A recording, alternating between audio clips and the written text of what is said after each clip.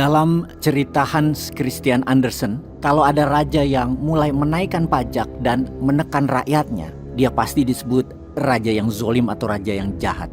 Ketika rakyat semakin ditekan, bahkan sampai banyak anak gadis cantik di desa diambil untuk jadikan selir raja. Sebentar lagi ada pahlawan yang menyelamatkan rakyat tersebut, dan raja yang haus kekuasaan serta tamak serta jahat tadi akan ditumbangkan. Kemudian pahlawan tadi menikah dengan gadis cantik yang kemudian mereka berdua happily ever after. Begitu juga para rakyat.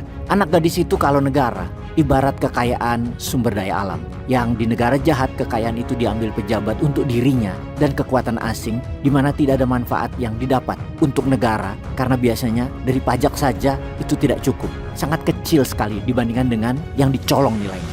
Di sebuah negeri Konoha, hal ini persis terjadi. Rakyat ditekan, dimainkan, dikendalikan, padahal rajanya sudah tua, sudah di ujung usianya, namun tetap saja selalu menekan dan ingin selalu mendapatkan kue kekuasaan.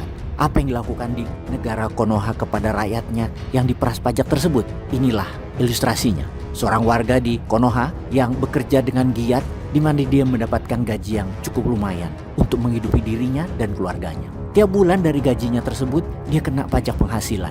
Gajinya yang sudah dipotong pajak itu, kemudian dia pakai beli rumah dengan menyicil. Pada saat pembelian, dia kena pajak pembelian atas rumah. Setiap tahun, warga Konoha tadi juga harus bayar pajak bumi dan bangunan atau PBB untuk rumah yang dibelinya tersebut. Tahun berikutnya, karena rumahnya perlu perbaikan, dia membeli bahan bangunan di mana dia kena PPN. Kemudian dalam catatan keuangan, rumah tersebut adalah harta kena pajak kekayaan. Dia pun harus membayar pajak kekayaan. Karena tidak kuat dengan banyaknya pajak, warga Konoha tersebut akhirnya menjual rumah tersebut. Dan dia terkena pajak penjualan lagi. Hasil penjualan rumah olehnya dipakai untuk sewa rumah yang terkena pajak juga pembayarannya. Sisa uang dibelikan mobil untuk usaha. Dia pun kena pajak beli mobil, lalu bayar pajak kendaraan bermotor tahunan. Setelah itu kena pajak kekayaan.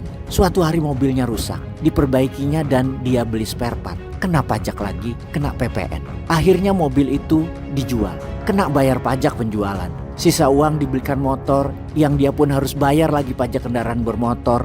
Lalu motor tadi kena pajak kekayaan pribadinya. Suatu hari motornya rusak, dia beli spare part, kena PPN barang. Akhirnya motornya dijual, itu pun kena pajak penjualan. Uang hasil penjualan dibeli makanan dan minuman yang harganya selalu naik. Itu semua kena bayar PPN lagi. Sekarang makanannya habis, perutnya mules, lalu ke toilet, mesti bayar lagi. Peace.